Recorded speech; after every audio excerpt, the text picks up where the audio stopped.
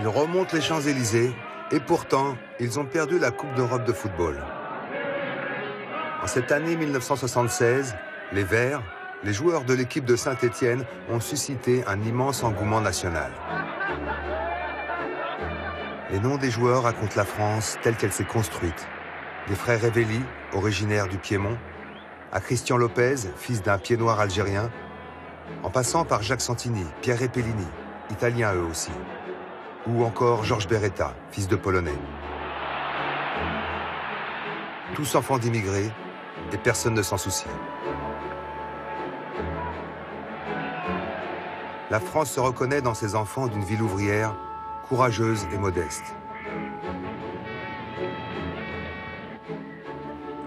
Pour la génération qui naît au moment du triomphe des Verts, l'avenir apparaît plein de promesses.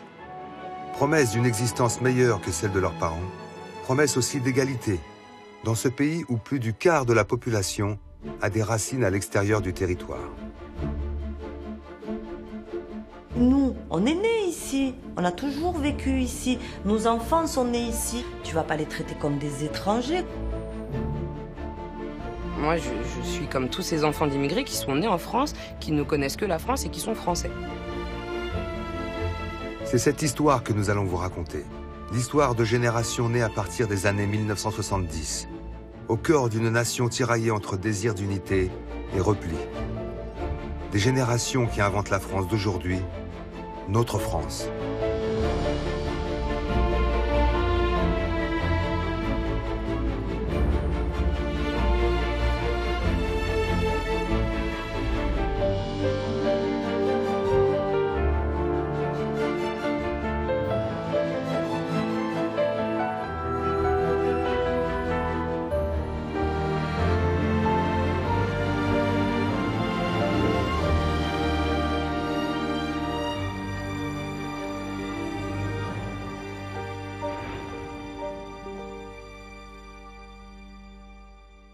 Mon enfance a été la plus belle enfance de tous les temps. La Cité du Luth, pour moi, c'était la colonie de vacances. C'est les meilleures années de ma vie. Du matin au soir, je suis avec mes potes.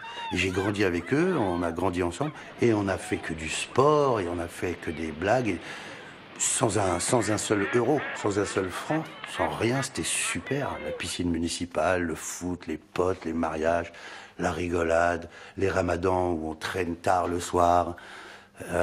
C'est super, j'ai adoré cette époque. Toute une génération a les mêmes souvenirs. Ils naissent dans une France toute nouvelle, dirigée par un jeune président, Valéry Giscard d'Estaing. Il fait souffler un vent de réforme sur la vieille France gaulliste. Un secrétariat d'État aux travailleurs immigrés est créé. Il a une tâche précise. L'intégration des immigrés dans la société française. Être intégré, cela signifie pour les travailleurs immigrés pouvoir vivre comme tout le monde et d'abord avoir le droit à une vie de famille. Ils font venir leurs femmes. Moi, je suis venue en France dans les années 75 pour rejoindre mon mari. Et les filles de mon âge à l'époque, nous, on n'avait pas d'autre choix que de suivre le mari. Et vu que mon mari était émigré en France, en particulier à Montreuil, et ben moi, mon destin était de le suivre. On arrive dans un pays où on ne connaît pas, ni la langue, ni le pays, ni ce qui vous attend. Et c'est très, très compliqué. Ma mère, lorsqu'elle est arrivée en France, elle est un peu perdue, bien sûr, puisqu'elle ne parlait pas la langue. Mon père a décidé de l'inscrire à des cours de français, où elle n'était pas assidue, qu'elle nous a dit par la suite. Après, elle a fait des cours de cuisine pour connaître un peu les gens du quartier.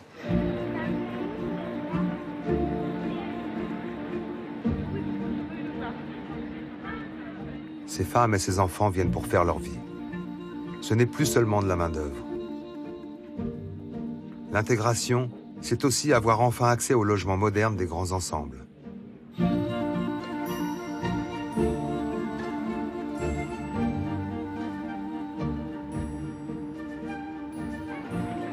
De grands ensembles construits près des usines où travaillent les pères de famille.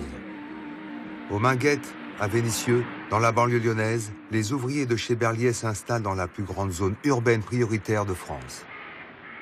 Quand je suis arrivé au Maquet, j'avais 8-9 ans. L'appartement, c'était une découverte parce qu'avant, on n'avait pas les toilettes dans l'appartement. On a trouvé l'eau chaude.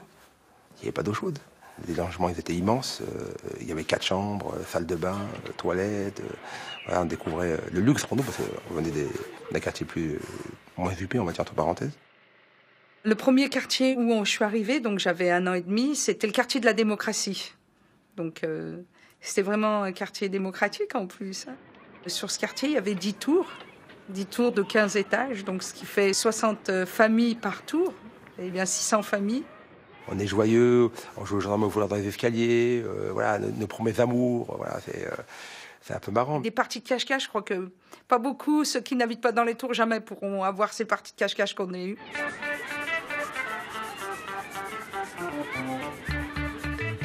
Ces bonheurs d'enfants sont fidèles au climat de l'époque. Les quartiers s'affichent même sur les cartes postales. Le modèle d'une France mélangée commence à s'installer. Nous, on a vécu dans un immeuble et on était quasiment la seule famille maghrébine.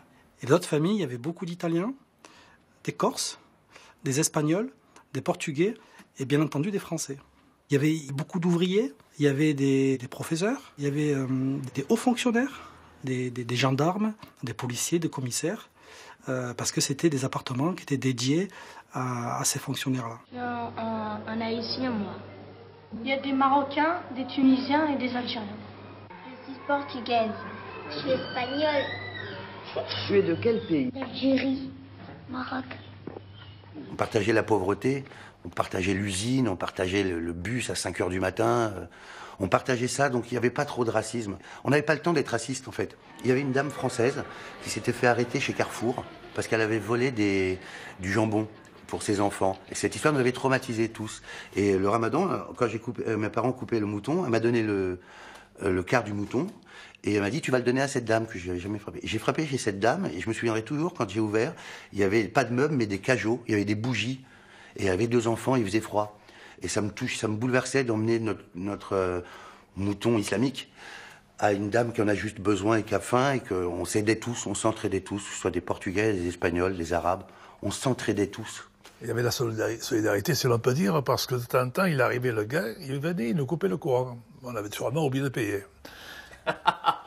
Et puis il partait, il levait les plombs, il partait, puis Monsieur Jaillant, qu'est-ce qu'il y a? Ça va? Oui. On vous a coupé le courant? Eh oui, envoyez la rallonge. J'ai envoyé la rallonge, mais c'est réel. Il nous alimentait. Ben, c'était réciproque aussi de temps en temps. Hein.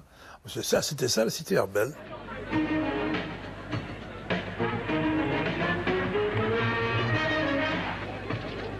Liberté, égalité, fraternité. Plusieurs générations d'enfants des cités vont vivre concrètement cette devise quand les parents s'investissent dans la vie de quartier. Et je pense qu'on a de la chance aussi, nous, parce que nos parents étaient extrêmement mobilisés dans la vie collective, justement. Les gens savaient qu'ils pouvaient compter sur eux. On subit une forme d'exclusion, quand même, il faut dire ce qui est. C'est-à-dire, non seulement on est des enfants d'ouvriers, donc on est dans une précarité relative, donc on provient d'une certaine pauvreté, et en plus, on est arabe, enfin algérien. Donc à un moment, ce côté réconfortant, là, comme ça, du quartier, c'est formidable. C'est une vie de village. On est comme des villageois qui s'entraident. Aujourd'hui, j'habite dans un Paris un petit peu chic. Et puis, je sais que si le soir, je me rends compte que j'ai pas de beurre, et ben demain matin, il y aura pas de tartine au beurre. À l'époque, dans ma cité, si on n'avait pas de beurre, il suffisait d'aller sonner chez la voisine, elle vous donnait la moitié de son beurre. Alors, on n'avait peut-être pas grand-chose, mais on partageait ce pas grand-chose. S'il fallait peut-être inscrire la cité des Francs-Moisins patrimoine mondial de l'UNESCO, eh ben, je serais le premier à aider à remplir un dossier.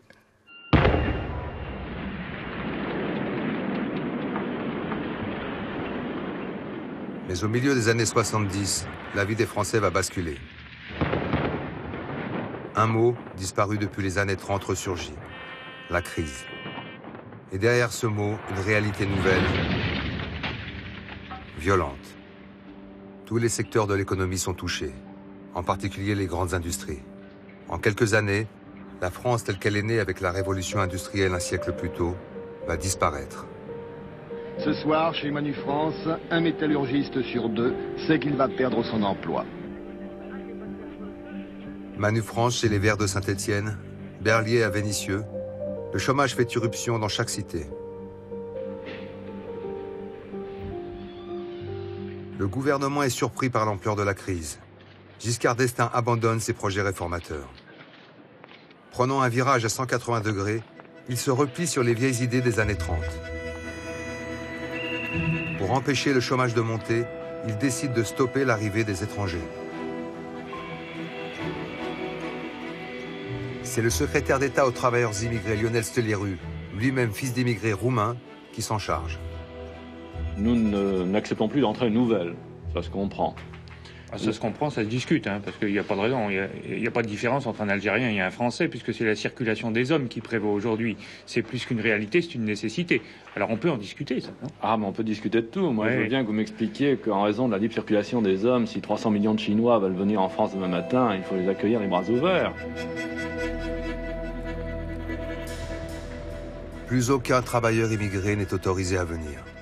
Mais un drame, à partir de 1975, va contraindre l'État à rouvrir les frontières au nom des droits de l'homme.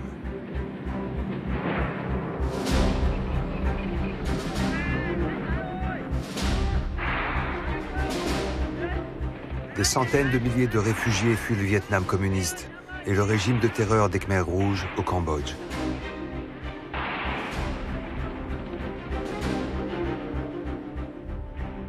Quand j'étais enfant, j'avais pas conscience en fait que mes parents étaient des héros parce que je connaissais pas leur histoire. C'est plus tard, en grandissant, où j'ai compris en fait que il s'est passé quelque chose de très très grave. Et après, j'ai fait des recherches. En fait, j'ai vu que les dates coïncidaient et en fait que qu'ils avaient vécu un génocide. Quand j'étais petite, je voyais beaucoup de tantes et d'oncles passer, et ils avaient toutes des histoires très tristes que j'écoutais un peu le soir. J'avais pas vraiment le droit d'écouter. C'était des histoires comme ça il a marché sur une mine, il a perdu une jambe, enfin toutes ces histoires de guerre qui étaient très très difficiles et très très lourdes. Et en même temps, donc j'entendais ça et il fallait donc quand même aller de l'avant. En quelques mois, 130 000 réfugiés sont accueillis. Cette arrivée massive est à l'origine de milliers de Français. Comme l'ont fait avant eux les Russes ou les Arméniens, ils gardent un peu de leur vie d'avant dans ce voyage sans espoir de retour. J'ai le sentiment d'être chinois en fait quand je rentrais chez moi quand j'étais enfant, parce que tout de suite je prenais les codes et les us et coutumes asiatiques, parce que mes parents mangeaient asiatique, me parlaient asiatique. Mais dès que je sortais de chez moi, c'est comme si mon palier était une frontière. Là, j'étais en France. Mais pour l'État, pas question d'ouvrir la porte à d'autres immigrés. La fermeture des frontières ne décourage pourtant pas ceux qui rêvent d'une vie meilleure en France. Pour les Maliens, les Sénégalais et les autres qui arrivent pour travailler, il faut triompher des contrôles douaniers. Moi, je suis tombé sur des gendarmes ou des policiers, je ne me rappelle plus, alors qu'ils m'ont posé des questions. Pourquoi vous êtes venu, vous voulez venir en France? J'ai dit que j'ai une grande sœur ici, je viens lui rendre visite. C'est ainsi qu'on a appelé, le mari est venu et il leur a dit effectivement que je suis venu tout simplement en vacances. Moi, j'étais comme un touriste, si on peut m'appeler comme ça. Encore qu'on ne me voyait pas comme touriste, on me voyait comme un envahisseur. Des envahisseurs sans papier qui deviennent rapidement des clandestins. Fini l'intégration, ils sont condamnés au travail au noir. La crise s'aggrave. L'État poursuit sa stratégie de repli. Il accroît la pression sur les immigrés déjà installés en France. Il veut s'en débarrasser. En 1977, Lionel Stelieru lance une prime de 10 000 francs pour chaque immigré qui retourne au pays. C'est prendre 10 000 balles et casse-toi. Toutes ces familles qu'on a fait partir au bled et tout, mais qui sont revenus, hein, parce qu'ils se sont vite aperçus que ce n'était pas leur pays là-bas. Hein. Je ne connais personne de cette époque qui est parti en Algérie, définitivement, qui ne sont pas revenus. La prime est un échec. L'État adopte la manière forte, les retours forcés. Il en prévoit 500 000 en 4 ans. Et en premier lieu, les Algériens. Pour parvenir à ce chiffre, l'administration ne renouvelle pas les cartes de séjour des immigrés quand ils perdent leur travail. Le héros anonyme des 30 Glorieuses est redevenu, comme dans les années 30, un indésirable.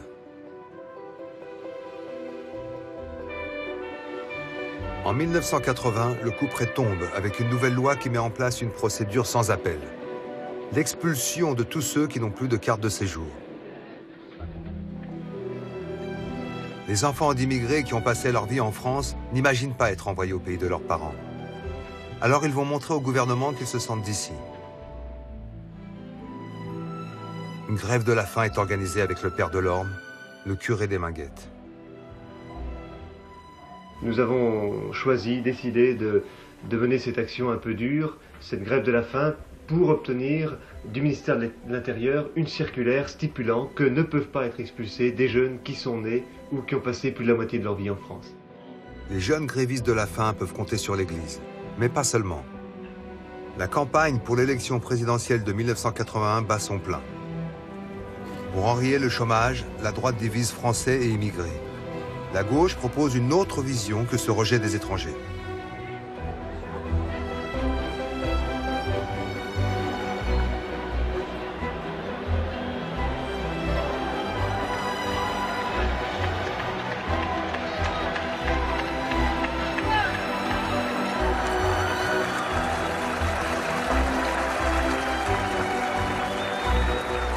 François Mitterrand devient président sur un espoir commun, avec son slogan « Changer la vie » et sur une promesse « Mettre fin à la crise ».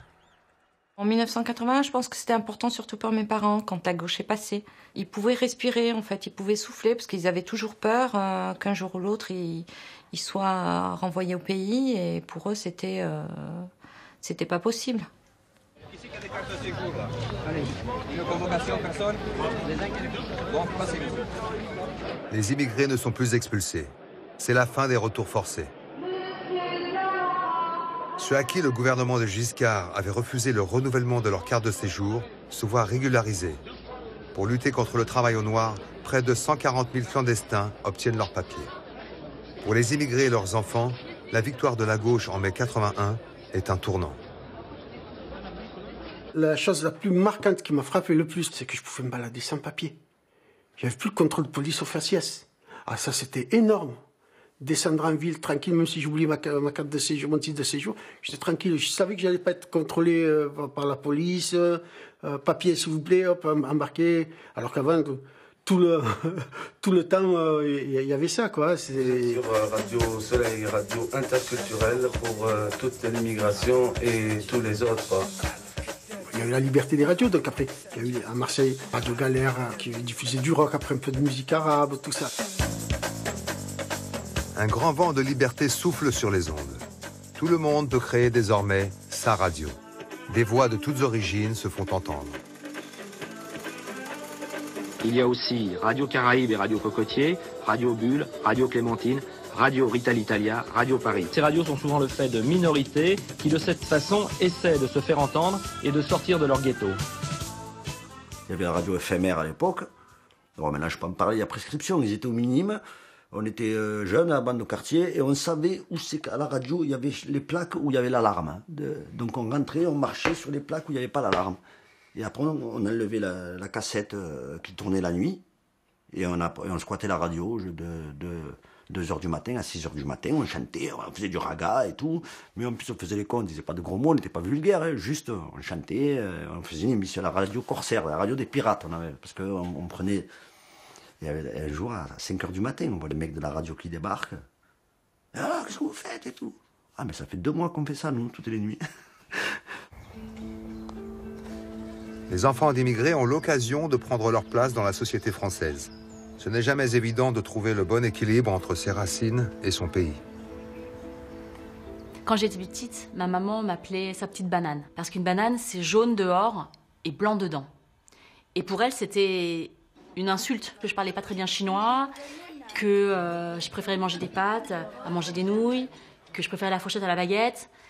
Donc en fait, c'était son petit mot, un petit peu affectueux, mais quand même une petite pique, pour me dire qu'il fallait que je fasse des efforts, ne pas oublier d'où je viens. Tu préfères parler en français ou parler en vietnamien? les Français. Ah oui, pourquoi? Parce que j'aime mieux. Pourquoi tu aimes mieux? Parce que c'est bien. Qu'est-ce qui te plaît ici? Maya l'abeille Maya l'abeille? et Candy. Moi, j'ai eu honte, oui, quand j'étais enfant, de l'accent de mes parents, du métier de mes parents, mais parce que j'avais envie d'être dans une norme. J'avais envie d'être comme tout le monde, comme mon petit voisin Thibaut et Natacha. Moi, à un moment donné, j'ai voulu être plus blanc que blanc. Mais la France n'est pas la même pour tout le monde. Un vent raciste souffle à nouveau. Les immigrés et leurs enfants sont le symbole de la France métissée défendue par la gauche. Alors ils deviennent la cible de tous ceux qui s'opposent au gouvernement de Mitterrand. Les discours xénophobes accentuent les tensions contre les immigrés. Il y en a beaucoup de trop. Et pourtant, les Arabes, je suis d'accord avec eux. Toujours, il y en a eu, ils nous ont aidés. Toujours, je suis contente. Pourquoi, Zara? Pourquoi? Pardon, pourquoi? Je veux dire, pourquoi vous n'êtes plus d'accord Parce qu'il y en a trop. Comment trop? Il y en a trop qui ne travaillent pas. C'est pourquoi travailler? Parce qu'on a déjà des chômeurs, et ça suffit. On va à une réunion à Saint-André, et une femme qui dit « Ouais, depuis qu'il y a les Arabes, qu'ils ont des épiceries, là et tout, qui a toujours été, qu'il y a des épiceries, il y a des rats qui traînent dans le quartier. » Alors le collègue lui dit « Madame, vous savez, moi j'habite à Maurepienne, ce quartier bourgeois, dans les collines, et il y a des rats, on est à Marseille, il y a des rats de partout. » Non, je dis pas ça parce que je suis raciste, regardez, j'ai un noir, il est frisé, elle montre son caniche. Alors là, j'ai failli sauter dessus, pour pouvoir retenir et tout. En 1983, plusieurs meurtres racistes marquent les esprits, dont la mort du jeune Toufik Ouanès, âgé de 10 ans, tué à la cité des 4000 à La Courneuve. On a avancé un petit peu, on a tiré un coup de feu. Il a reçu là. Nous, on croyait que c'était une pomme, un truc comme ça. Il a commencé jusqu'à là-bas, là, tu sais, en dessous de la terrasse. Et puis on a vu, il faiblissait, il devenait un peu pâle. Et puis on l'a amené dans la pierre, là-bas. Et puis j'étais tout de suite appelé sa mère. Ça devenait insupportable. C'était pas juste. Je veux dire, c'était pas un voyou. En parlant de ce petit garçon de 10 ans, c'était pas un voyou, c'était un gamin qui jouait. C'était vraiment Ouais, je crois que ça pouvait plus durer. Ces meurtres de jeunes, un peu partout en France ces derniers mois, ce climat de rejet des étrangers qui s'étend comme un cancer, eh bien, il faut l'arrêter.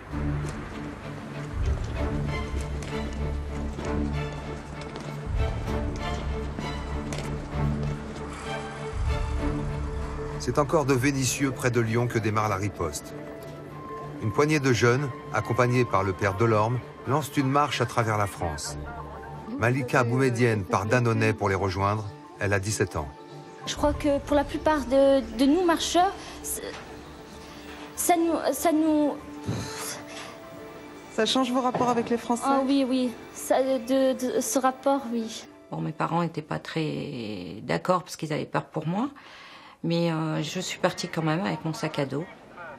À l'époque, on se disait, finalement, la France, ce sont pas tous des personnes racistes, quoi. Il y avait des gens qui nous ouvraient la porte, qui venaient vers nous.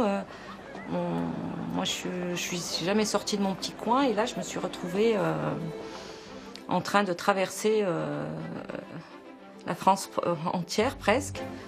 Donc, c'était quelque chose. Ne passera pas, le racisme ne passera pas, le racisme ne passera pas, le racisme... La presse la baptise la marche des beurs. Elle se nomme en réalité la marche pour l'égalité des droits et contre le racisme. Les enfants d'immigrés veulent faire partager dans toute la France les valeurs apprises dans leur quartier. Arrivés dans la capitale, les manifestants se comptent par centaines de milliers. Je me dis qu'on n'est pas seul et que le peuple français, c'est pas le beauf qui tire aux fenêtres avec les mains de l'enrive. C'est aussi tous ces gens-là, c'est formidable. On a quelqu'un qui vient nous voir et qui nous dit il va y avoir 8 marcheurs qui vont être désignés au dernier moment pour aller à l'Élysée. Puis on a été reçus par François Mitterrand et c'était impressionnant. Oui, je crois qu'on vit ça qu'une fois dans sa vie. Hein. Et encore. En 83, puis en 84, les enfants d'immigrés sortent dans la rue. Ils font apparaître un nouveau visage de la France. À partir de 84-86, il y a énormément de manifestations qui finalement disent un peu toutes la même chose et qui disent, c'est un peu le slogan de l'époque, la France c'est comme une mobilette, pour avancer il lui faut du mélange. Et donc c'est un peu cette idée de mélange qui fait que nous on a complètement notre place dans ces événements. 84 pour moi, je nais en fait, tu vois. À 18 ans je nais, à 18 ans je découvre, moi ça me sauve la vie. Jusque-là, j'étais Nadia, la fille qui va à l'école, qui fait les papiers pour son père, sa mère, le petit lieutenant de sa maman. Là, je deviens moi, Nadia. Et là, je prends, entre guillemets, je prends les armes, quoi. Et pour moi, prendre les armes, c'est faire de l'action sociale. C'est-à-dire faire ce pourquoi je suis constituée. Leur grande victoire, c'est un vote à l'unanimité des députés.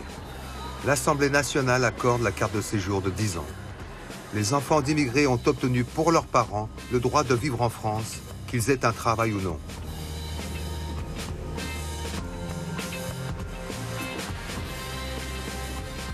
Au même moment, ces nouveaux visages, ces nouvelles voix renouvellent la culture française. Ma grand-mère, elle a eu la chance de faire des rôles importants. Et après, au théâtre, au cinéma et à la télévision. Parce qu'elle avait un rôle qui était pratiquement le seul rôle qu'elle a pu jouer, mais le rôle de Mama. Parce qu'à l'époque, quand on employait des artistes noirs, c'était pour des rôles subalternes. Le sommet de sa carrière, c'est le prix d'interprétation au Festival de Venise pour le film Rue Cazenègre de Zan Palsi. La via delle case negre. À la Mostra de Venise, un film antillais. Au Festival de Cannes, un film de Mehdi Charef, un immigré algérien. Le cinéma commence à montrer d'autres histoires. Du Mali à l'Algérie, de nouvelles musiques traversent la Méditerranée.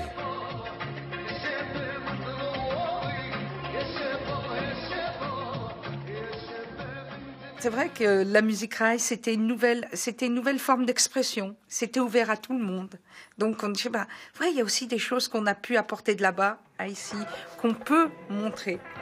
Cheb Khaled, Cheb Mami, carte de séjour, qui était un groupe lyonnais. C'était montrer à tout le monde. C'était montrer à tout le monde. C'est ça la France, on pouvait partager. Je suis différente, mais je suis française. Je suis pas blonde, je suis pas blanche, j'ai pas les yeux bleus, mais je suis française. Douce France, cher pays de mon enfance, bercé de tendre insouciance, je t'ai gardé dans mon cœur. Non mais ça vous va ou pas? Vous avez compris, il y en a qui grince des dents? Hein? On touche au patrimoine, hein? Mais c'est le nôtre aussi, hein? Oui ou non? Les différences renouvellent le patrimoine, font chanter la France. Pourtant, les divisions vont réapparaître. En 1984, la gauche amorce ce qu'on appelle alors le tournant de la rigueur. Elle met fin aux espérances de 1981. C'est un déchirement à chaque fois. Lorsqu'il faut fermer une entreprise parce qu'elle n'a plus de marché. Lorsqu'il faut licencier parce que si on ne licencie pas 20 personnes, ça va être 250 qui vont être licenciés. Mais ce boulot, pour reprendre cette expression, c'est la gauche et c'est son courage et c'est son honneur de l'avoir fait. Parce que c'est l'intérêt du pays, parce qu'à terme, nous pouvons moderniser et créer des emplois.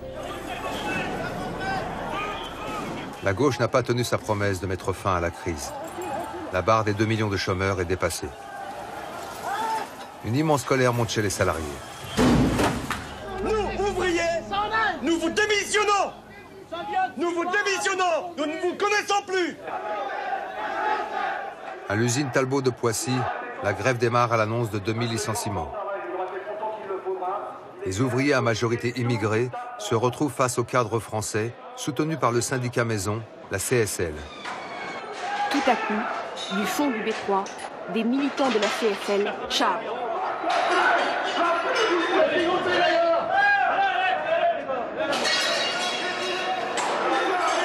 Ils sont à côté là. Regardez, Le gouvernement dénonce des immigrés agités par des groupes religieux.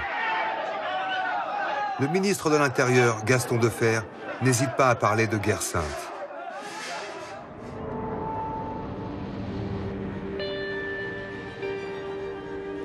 L'islam est pointé du doigt.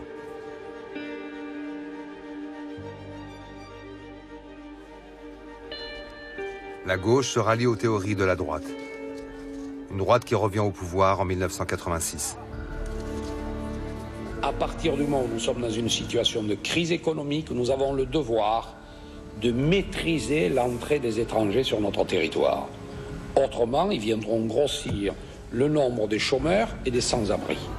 Charles Pasqua, le ministre de l'Intérieur de droite, devient l'image même de la politique de l'immigration. Gauche et droite alternent au pouvoir. Ils sont d'accord sur une même idée. Il y a bien un problème de l'immigration. En 1988, quand la gauche revient, c'est son Premier ministre, Michel Rocard, qui lance la formule symbole de cette politique commune. Nous ne pouvons pas héberger toute la misère du monde, que la France doit rester ce qu'elle est, une terre d'asile politique, mais pas plus. Nous avons refoulé à nos frontières 66 000 personnes refoulées aux frontières. À quoi s'ajoute une dizaine de milliers d'expulsions depuis le territoire national. Expulsés, en accumulant les lois, plus d'une vingtaine en quelques années. Un empilement de paperasse pour obtenir ces papiers. Quand on arrive dans une salle de la préfecture et que vous attendez votre tour, si vous observez ce qui se passe, ce qui est extraordinaire, c'est que de voir chaque employé qui est en train de traiter un cas se lève systématiquement pour aller demander au chef de service qu'est-ce qu'il doit faire. Ça veut dire que la législation là-dessus, c'est va savoir quoi. Non, ça, je l'ai vu. Je l'ai vécu. Être français devient aussi compliqué pour les descendants d'immigrés. Même lorsqu'on représente la mode française, renouveler son passeport n'est pas sans risque. À son bureau, il y a une jeune fille, une jeune femme, qui voit mon passeport et me dit tranquillement « Prouvez-moi que vous êtes français ». Mais pardon? Et oui, prouvez-moi que vous êtes français. Et vous avez un passeport, mademoiselle, entre les mains, qui est un passeport français en cours de validation. Ça ne suffit pas. Un de mes amis m'a aidé pour débrouiller un peu cette histoire en pracataprantasque. Et la petite qui était à son bureau me dit d'un ton narquois, vous ne l'auriez pas eu, hein, ce passeport, si vous n'étiez pas intervenu. C'était pas drôle du tout. Tant plus que c'était urgent, je devais partir représenter la couture française en plus de ça. Imaginez un peu cette extravagance, non?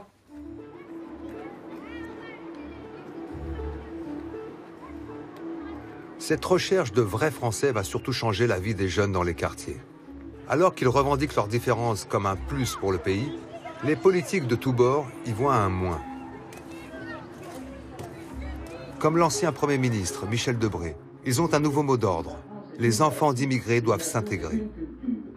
Lorsque les étrangers, il y a 50 ans, il y a 100 ans, s'intégraient dans la France, ils s'intégraient à une culture d'une manière très claire. Mais maintenant, il y a des jeunes qui veulent vivre en France, mais sans adhérer à la culture, sans faire leur service militaire, sans accepter aucune des obligations. Je ne me suis pas senti pas intégré une seule seconde. Je veux dire, ce n'est pas des questions que je me suis posées. Des questions d'intégration, par exemple, quand ce mot il est arrivé dans le paysage médiatique, intégration, ça n'avait pas de sens pour moi. Le mot intégration, pour moi, il ne correspond pas au travail qu'une personne fait pour s'intégrer dans un endroit, mais au travail que le pays fait pour accueillir cette personne-là. En fait, c'est plus dans ce sens-là, je crois. J'ai halluciné. Je fais, alors, j'ai un boulot? Je fais, non, d'abord, il faut que tu t'intègres. Ah, pourquoi vous mettez une étape en plus, moi, l'intégration? Je peux pas faire de chez moi au boulot? De chez moi, les amis? Non, tu passes par intégration. C'est dingue, ce sas. On nous met un sas et après, on a un plafond. Plafond, on s'est tous cognés dedans. Et nous, on a un sas en plus avant. Qui fait partie de la nation et qui n'en fait pas partie? Les discours politiques alimentent les divisions. Le bruit et l'odeur du marteau-piqueur. Le bruit et l'odeur du marteau-piqueur. Le bruit et l'odeur du marteau-piqueur.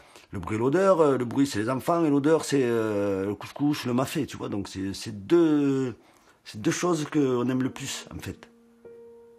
Comme quoi le décalage il est énorme. Je me rappelle, nous à l'époque Sanoussi, je veux dire, on est dans une dynamique, on est français, on est citoyen français, on lève le poing, On a envie de ça.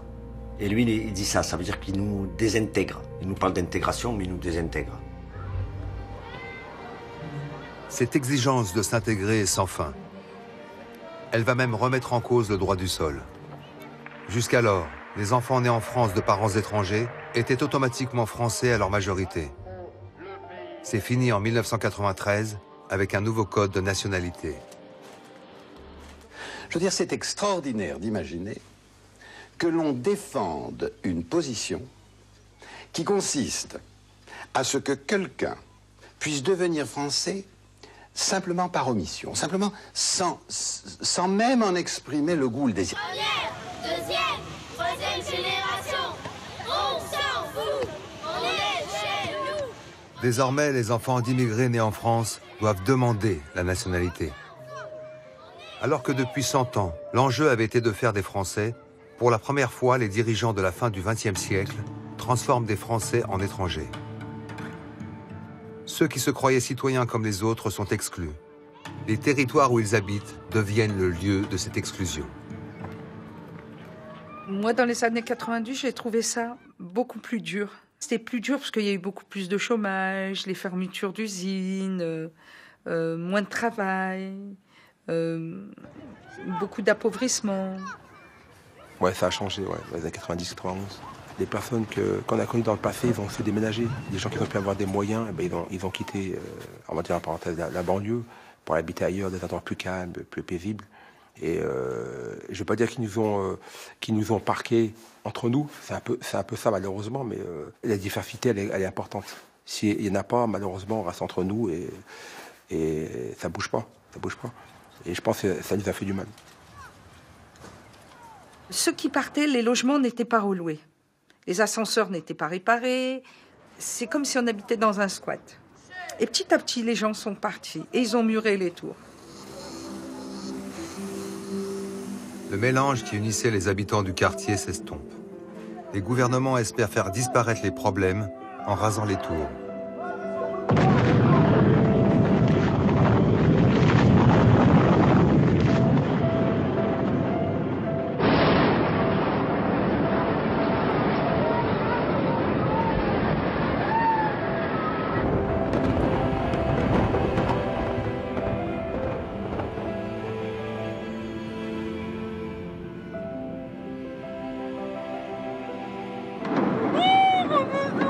On dirait un bombardement.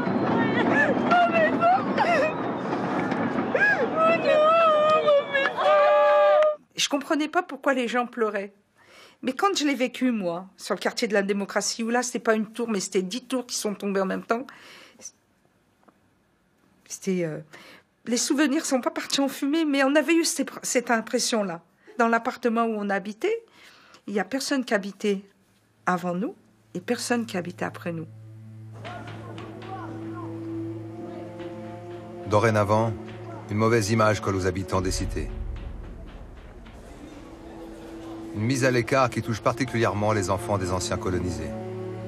Les jeunes noirs et arabes sont contrôlés 6 fois plus que les autres.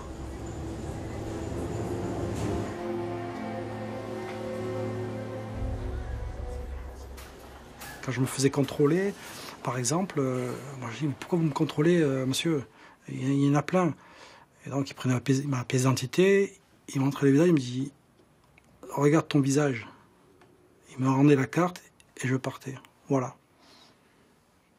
On est de l'époque, moi je me rappelle, j'ai déjà fini au commissariat et mon père venait me chercher. Et je me rappelle de mon père, un vieux monsieur qui attend, moi transi de honte et qu'il y a le flic qui arrive et qui met une petite tête. Mon père qui fait « Alors Laziz, tu viens chercher ton fils ?» Ça me fait encore mal, ça. Avec mon père et larmes aux yeux, qui voulait qu'on fasse pas de bruit, pas de ceci.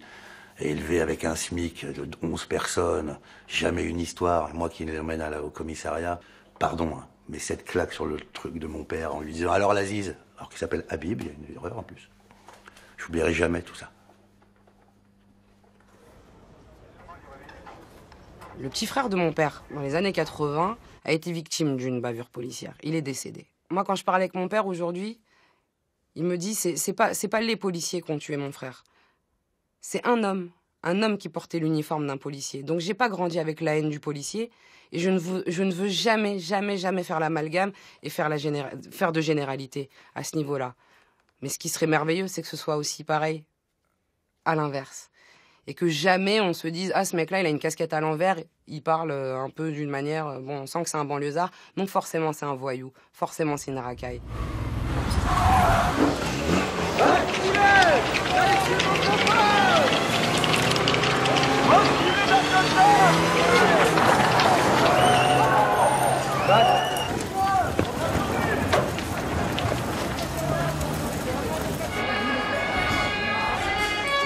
De 1990 à 1998, chaque année, les jeunes de 2, 3, puis 6 à 8 cités explosent après la mort de l'un des leurs, tués par les forces de l'ordre. En France, tant que tu payes pas tout dans ton quartier, les gens ils peuvent vite crever comme des chiens, de la cam, crever de faim, crever de la cam, crever de tout ce que tu veux, personne s'en occupe. Et le jour où tu fous le feu à 3-4 voitures, tu massacres 2-3 flics, après on dit ouais, faut faire quelque chose, ça craint, faut s'occuper d'eux. Il faut s'occuper des gens avant qu'ils soient dans la merde. Vaux-en-Velin, Val-Fouré, Damary-les-Lys, les noms des quartiers populaires s'apprennent à la télé au rythme des émeutes. Mais c'est un autre rythme qui permet aux jeunes de mettre des mots sur leur colère. J'ai découvert le rap par la télévision. Je devais avoir 11 ou 12 ans. Je me rappelle du moment, en fait, où j'ai vu cette émission-là, j'ai vu des gens qui me ressemblaient, qui rappaient devant des bâtiments qui ressemblaient aux miens. Et j'ai dit, waouh, ok, je veux faire ça. Et je suis allé dans ma chambre et j'ai écrit un texte et j'ai imité ce que j'avais vu. Mais j'ai imité ce que j'avais vu, pas que parce que ça me plaisait, mais parce que ça me ressemblait. En force, revient nouveau, déclarant la nouvelle ère de panique. Ayam à Marseille, NTM en Seine-Saint-Denis, le rap explose. Comme dans le monde entier, les différences, les exclusions font naître le nouveau style musical des années 90. Je suis peut-être parti des 5 ou 10 premiers rappeurs asiates en France à cette époque-là. C'était pas simple.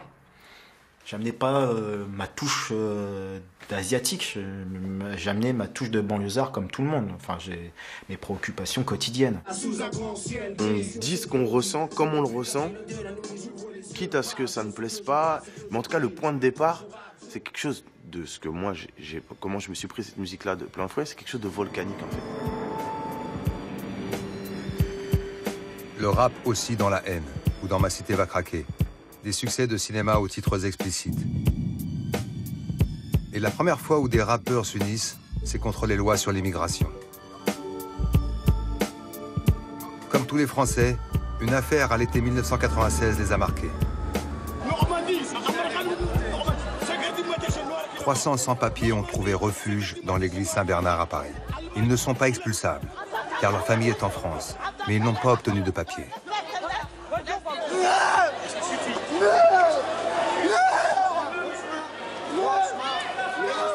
Le gouvernement met en scène sa fermeté sous l'œil des caméras du monde entier.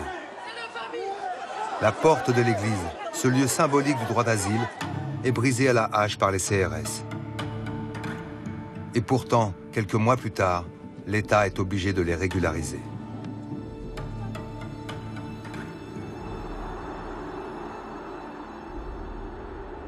La France est désunie.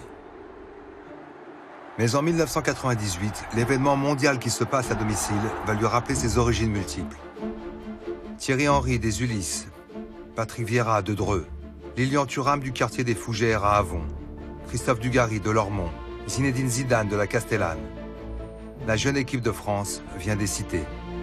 Pendant la Coupe du Monde 98, c'est la première fois où on passait beaucoup de temps ensemble. Moi, je savais Thuram d'où il était, Lama d'où il était, Zidane d'où il était, mais jamais on avait vraiment échangé entre nous. Et là, on a eu du temps et on a commencé à échanger. Et je crois que d'avoir aussi su mettre les origines des uns et des autres et construire cette chaîne-là, c'est peut-être la plus belle réussite de l'équipe de France. C'était enfin une vraie vision de la France que je connaissais. J'avais l'impression que j'ai grandi comme ça. On se vanne, le portugais, l'arabe et tout ça, mais on gagne.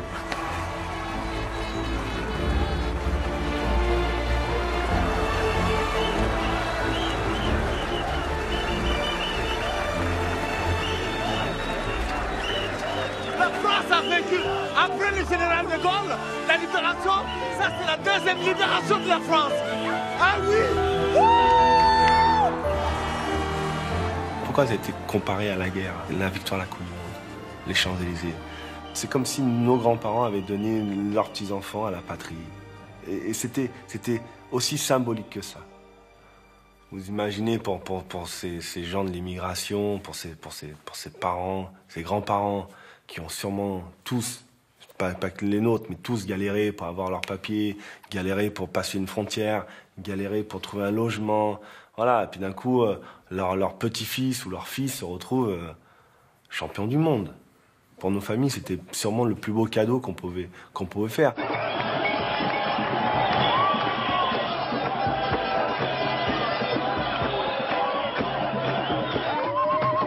Face à la quête de l'identité nationale unique, cette victoire met en scène une union possible de toute la population.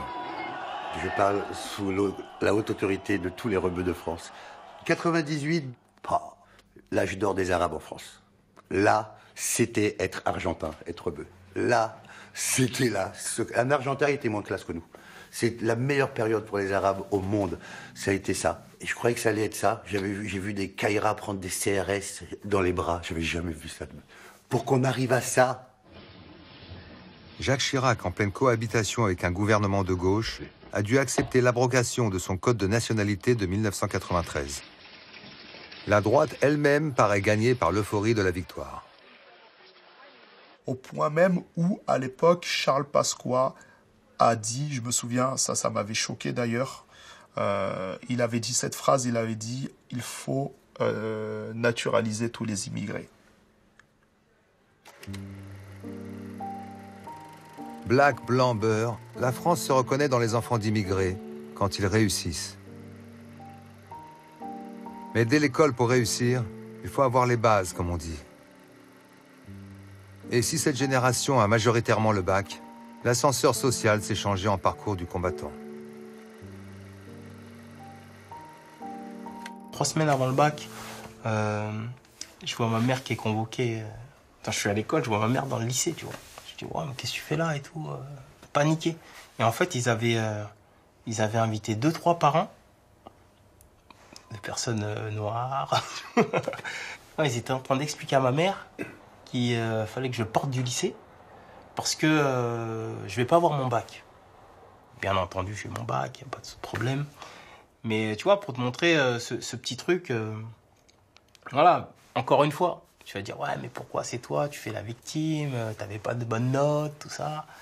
Ouais, mais j'avais des collègues qui avaient des moins bonnes notes que moi, d'ailleurs, qui n'ont pas eu leur bac. Leurs parents, ils n'étaient pas convoqués. Non, mon père, il voulait qu'on soit tous réparateurs télé. Le mec, il vient, il reste une demi-heure, il vous touche 3 trucs, il vous fait 3 points à souder, et puis hop, il repart avec 300, 400, 500 francs. C'est tout juste que quand j'ai fait ma thèse de médecine, il ne me parlait pas encore de ça, quoi. Et quand je m'inscris en médecine, là, c'est le choc. Moi, j'arrive habillé en sans-vêtements, en basket, normal, quoi. Et là, j'arrive, je vois des filles avec des robes plissées, avec des espèces de nœuds rouges dans les cheveux, là. J'avais jamais vu ça de ma vie, même pas à la télé. Et ça, c'est un choc pour moi. J'ai réalisé qu'en fait, d'abord, il y avait plusieurs France, et puis que ces gens-là, ils vivaient pas comme nous, quoi. Ils avaient leur fête à eux, ils avaient leur musique à eux. La première année, ça se passe pas bien parce qu'on n'a ni les grilles de lecture. C'est pas possible. C'est une course que vous pouvez pas gagner. Donc, il faut cette période d'adaptation. Résultat des courses, on est 670 la première année. Moi, je termine, c'est simple, un chiffre, on ne peut pas oublier, c'est 444e. Dans les choux, quoi. L'année d'après, les choses changent complètement. Et là, on passe de 444e à 28e. Roux Guidia n'a que 30 ans. Depuis l'année dernière, elle est chef chez Pétrosian. Pétrosian, c'est le roi du caviar, mais aussi un restaurant. Je suis rentrée en 2001, en fait, au Pétrosian. En 2005, le chef part. Monsieur Pétrosian va me proposer le poste. Mais dans ma tête, moi, c'est non, c'est niet. Et je me dis, mais tu es bête. Tu as parcouru tout ce parcours avec les difficultés qu'il y a eu. Avec des personnes qui ont rajouté de l'eau dans tes sauces, brûlé tes oignons parce que justement ils avaient vraiment envie que tu te gaufres. Et là tu vas leur faire ça, ce plaisir que M. Conticini va me prendre à part. Et il me regarde droit dans les yeux et me dit mais de toute façon il va falloir doubler en fait d'énergie parce que tu es une femme et tu es une noire. En cette France des années 2000, la population vient de plus d'une centaine de pays différents. Les races n'existent officiellement plus, et pourtant, pour être français, la question de la couleur de peau se pose toujours. Quand vous êtes issu d'une immigration qui se voit, hein, donc l'Africain, le Maghrébin, on vous demande comment vous allez, comment vous vous appelez, et on vous demande d'où vous venez. Et c'est systématique. Et j'ai fait le parallèle, au bout d'un certain nombre d'années, à ce qu'on ressent quand on est un touriste à l'étranger. Parce que quand on est touriste à l'étranger, c'est normal qu'on vous demande d'où vous venez, puisque vous êtes touriste. Vous êtes aux États-Unis, hey, what's up, what's your name, where do you come from? Alors là, c'est normal. Ah ben là, on devient le meilleur représentant de commerce de France, mais c'est pas étrange et problématique de devoir répondre à cette question quand on est chez soi. Je suis née en 90. Du coup, que ce soit la guerre d'Algérie, la guerre d'indépendance, le passé colonial, évidemment que j'en ai connaissance, mais à mon niveau, à moi, je suis née en France. J'ai toujours vécu en France. Évidemment que j'ai des origines dont je suis particulièrement fière, mais à aucun moment je me définis autrement qu'en tant que Française si on aborde le sujet de la nationalité. On a plus à en perdre son latin, ironiquement, à force de rabâcher ça. Les tensions sur l'identité française sont telles que pour la première fois, l'extrême droite est au second tour de l'élection présidentielle de 2002. Jacques Chirac est élu, mais la question des origines est devenue centrale dans l'explication des problèmes. La tension est aussi vive dans les cités où plus de 40% des jeunes, garçons ou filles, sont au chômage. En octobre 2005, le ministre de l'Intérieur se centre sur l'insécurité et choisit un mot de l'extrême droite des années 30. Vous en avez assez, hein? Vous avez assez de cette bande de racailles. On va vous en débarrasser.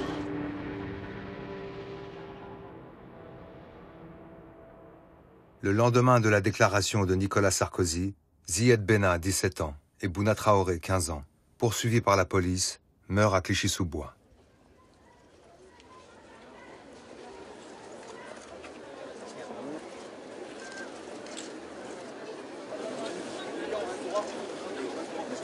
Eh, les mains bien haut.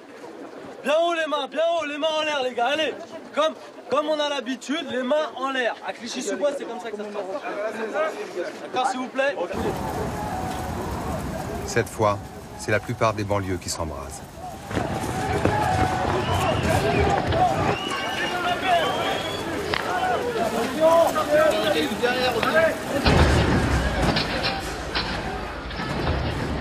S'il vous plaît, laissez-nous le temps de leur parler, s'il vous plaît.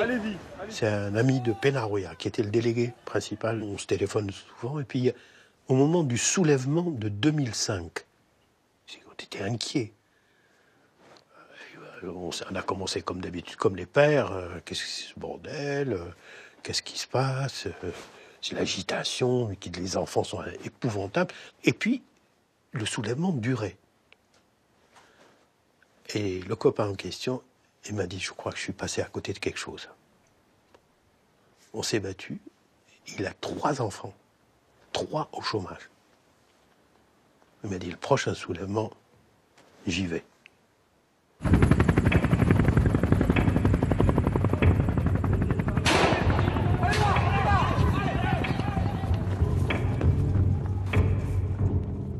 La réponse de l'État est spectaculaire. L'état d'urgence entre en vigueur pendant plusieurs semaines. Un état d'urgence qui n'avait plus été utilisé depuis la guerre d'Algérie. La première tête, la première main, ça tire. Attention, ça caillasse là, ça caillasse. Vous bougez, c'est dit. Reste là. Moi, je comprends la colère des enfants. Et je me suis dit, moi, en tant que maman et grand-mère, et dans le lot des descendants d'immigration français, est-ce qu'il y a quelques rares qui sont bien passés? Si tel est le cas, ils sont où eux? Je pense que si on montre de bons exemples de temps en temps, on peut sauver quelques mauvais exemples. Mais on ne montre que de mauvais exemples. C'est tout à fait normal que les enfants soient en colère. Moi, je trouve que les émeutes en novembre 2005 ont été l'élément déclencheur à ce que le gouvernement prenne conscience qu'il y a un malaise. en tout cas moi je le vois à travers le milieu audiovisuel, il n'y avait que des caucasiens, il n'y avait que ça. Et quand cette prise de conscience-là est arrivée, comme par hasard, il y a eu Harry Rosenmack, Rachida Dati, le Jamel Comedy Club, des films qui traitent de la diversité. Mais il a fallu que ça crame, qu'à un moment donné, on aille au charbon, que ça pète, quoi. Oui, bonsoir. On est de Clichy-sous-Bois-Montfermeil. Vous savez que le 27 octobre, il y a 2 petits qui sont morts à Clichy-Montfermeil. Après les émeutes, il a fallu se relever des décombres. Motiver les gens à aller voter, à prendre leur carte d'électeur, à donner leur avis sur la situation. Quelque chose de neuf apparaît. Certains décident d'affirmer leur identité. Ils vont chercher dans leurs histoires de quoi enrichir l'histoire de France. J'ai étudié l'histoire et j'ai lu des auteurs comme Frantz Fanon ou Aimé Césaire ou Malcolm X ou bref, et que voilà, l'histoire de la France-Afrique, les colonies, tout ça, l'esclavage. Aller chercher donc cette autre histoire-là, c'était pas pour me mettre en confrontation, pas du tout. C'était pour comprendre en fait. C'était pour comprendre et avoir des arguments face à des potentielles humiliations.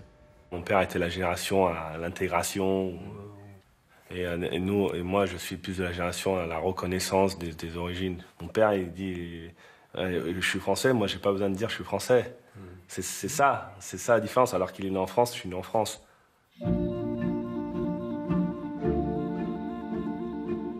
Aujourd'hui, à l'image de nos nouveaux champions du monde, on peut être français et garder ce qu'on aime de ses origines.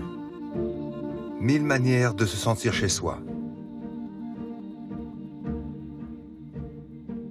Je suis française, je suis métisse, j'ai ramené une médaille olympique à la France, j'ai chanté l'hymne national, j'ai regardé le drapeau se lever lorsque j'ai gagné, et je pense que ça reflète aussi ce qu'est la France aujourd'hui. L'identité choisie, c'est d'être d'où j'ai envie d'être. Je pars vivre à Helsinki demain, je tombe amoureux d'une nana d'Helsinki, je monte le Helsinki Sound System, et ben je suis de Helsinki parce que je l'ai décidé. Et je chante Helsinki, c'est la plus belle ville du monde, parce que je l'ai décidé. Nos façons de nous définir sont infinies. Dans un monde où les repères sont brouillés. Les marchandises et les hommes circulent d'un bout à l'autre de la planète. Les frontières se sont éloignées, mais pour les migrants, ce sont toujours des barrières dressées. Comme hier, ils viennent chasser par les guerres, les génocides et la misère.